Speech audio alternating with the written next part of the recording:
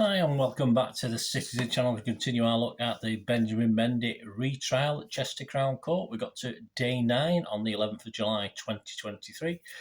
So far Mr Mendy, 28, is accused of raping one woman and attempting to rape another. He has pleaded not guilty to both counts. The alleged attempted rape of woman 1 is alleged to have happened in October 2018. Alleged rape of woman 2 is alleged to have happened in October 2020. Judge Stephen Everett is the honorary recorder of Chester. He's overseeing the trial, and the prosecution is represented by Benjamin Aina KC, the defence by Eleanor Laws KC. So then we'll have a look at that today's goings on in court. Please, if you're new to the channel, push that subscribe button. Push the bell notification so you know these vlogs are coming out, these videos. And if it's normally football, of course, but we've followed this from the very outset, so we will carry on. And by the looks of it, probably not too much longer now. We're probably talking about another week, 7 days or so, or working days, if you like, probably 4 or 5 working days, depending how long the jury takes mulling over what they've heard. So please keep that notification button pressed. And guys, if you can give us a like, it'll be very much appreciated. My thanks as ever to the court timeline as produced on the Manchester Evening News. Seamus McDonnell and Andrew Barsley were in court today, and we'll go over to them for the day's events. The jury back in court. Ms Laws closed the defence case, so that's all been finished. And they were now going to be addressed by trial judge Stephen Everett. So the prosecution and the defence have obviously given as much evidence as they want, and we're getting to the conclusion now. The judge is giving them legal directions, the jury legal directions, which they must follow when considering the evidence. The judge tells them, please remember this is a court of law and evidence and not a court of morals. If you don't approve of Mr Mendy's lifestyle, that is not a reason for reaching an adverse verdict as far as he is concerned. Try this case only on the evidence. Jurors are told that for Mr Mendy to be found guilty of rape, the prosecution must make them sure of 3 matters: that he intentionally penetrated the vagina of woman 2, that she did not consent, and that Mr Mendy didn't reasonably believe she was consenting. For Mr Mendy to be found guilty of attempted rape, the prosecution must make them sure that Mr Mendy intended to rape woman 1 and that he did an act or acts which went beyond mere preparation to commit the offence. Mr Mendy denies both charges. Jurors have already heard that following a previous trial, Mr Mendy was found not guilty of 2 allegations made by woman 2. She claimed she was raped orally, vaginally and anally by Mr Mendy.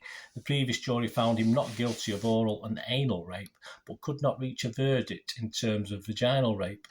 You must not speculate what the reasons were for the acquittals on those 2 charges, the judge says. He says the jury have heard evidence which referenced these 2 allegations because it would have been wholly unrealistic for them to be separated. At 1:05 p.m, the trial adjourned for lunch.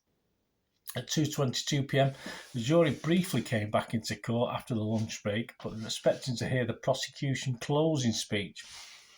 But when they returned, a dripping sound could be heard. The jury has now been sent out while the issue was investigated.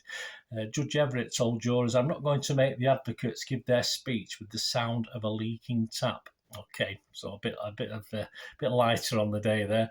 At 2:44 p.m, the jury was back in court and the leak was resolved. We never found out what it was. Prosecutor Benjamin Aina KC is now delivering his closing speech. Mr Aina says Benjamin Mendy had wealth and position in society. He had access to women who wanted to be in his company. As he told woman 2, I've slept with thousands of women. He was used to women saying yes. However, this case is all about what he did when a woman said no. How does Mr Mendy handle no? How does his ego handle no? Was he able to walk away, or did he insist that the answer would be yes? Was he able to listen to what a woman was telling him, or was he only able to listen to what he wanted? His appetite for sex, his appetite for control, did the word no feature in his dictionary? The prosecution say that the answer to all these questions fell from the lips of Mr Mendy when he gave evidence. When he was asked, why didn't you go and apologise to woman 1? Do you remember what he said? I simply don't care. He doesn't care about the feelings or the views of a woman, unless those feelings or views coincide with how he feels. He adds, Mr. Mendy does not take no for an answer. What he wants, he gets. Mr. Raynor claims that there are two pieces of damning evidence against Mr. Mendy in the allegation of attempted rape made by woman one. Jurors have heard she sent a message to her friend at the time of the allegation saying, I just got sexually abused, if that's the word, by Mendy. Mr. Raynor says, why on earth would she make this complaint up to a friend? He says the second damning piece of evidence comes from what happened when Mr. Mendy was questioned by police. Jurors have heard he didn't answer questions. Mr. Raynor says, he had a simple explanation to give, didn't he? I went to her bedroom. I wanted to have sex. There was some consensual, intimate touching. I told her my friend didn't mind. She became upset. I then left. 30 seconds for a solicitor to write that down in a prepared statement. What the prosecution say is that he didn't give a prepared statement because he knew he had nothing that he could say that was true in that prepared statement.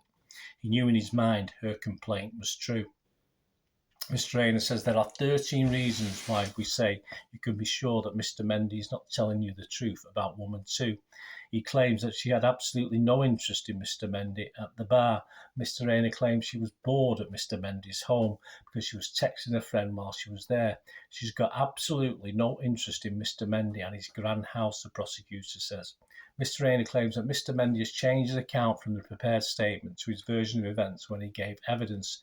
Mr. Raynor continues, the prosecution say you can be sure woman 1 and woman 2 have not made up their allegations.